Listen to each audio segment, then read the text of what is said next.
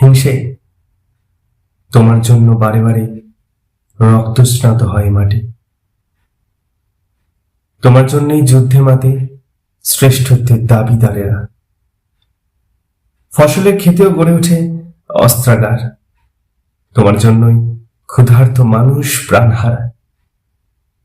মানুষের ঠাঁই করে মানুষ, মানুষ তাকে পথে নামায়। ভিটে মাটি হারা উদ্বাস্তু প্রাণ দেশ হতে দেশান্তরে হেঁটে চলে। যারা জানে না কোথা বসতি, পথেই তারা পথ হারায়। মানুষই মানুষকে বাঁধে শেকলে, পৈশাচিক উল্লাসে মানুষকে ছিঁড়ে খায়।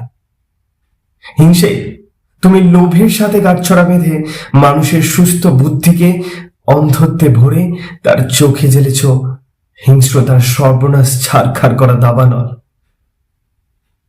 তুমি মানুষকে করেছ অমানুষ,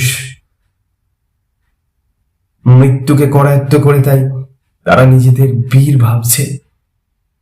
তুমি পৃথিবীর এ প্রান্ত থেকে সে প্রান্তে হিংস্রতার কুচক্রী জাল তুমি বিছিয়েছ, তবে মানুষের সবটুকু শুভ চেতনা তুমি কেড়ে নিতে পারোনি হিংসে।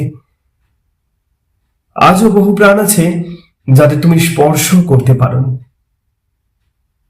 সেই সুমহান শক্তি প্রতিটা মানুষের শুভ চেতনাকে জাগ্রত করে, আসলে ধ্বংসের শক্তিকে চূর্ণ বিচূর্ণ করে মনের মাটিতে জন্ম দেবে সবুজ স্বপ্নে ভালোবাসার এক নতুন পৃথিবী।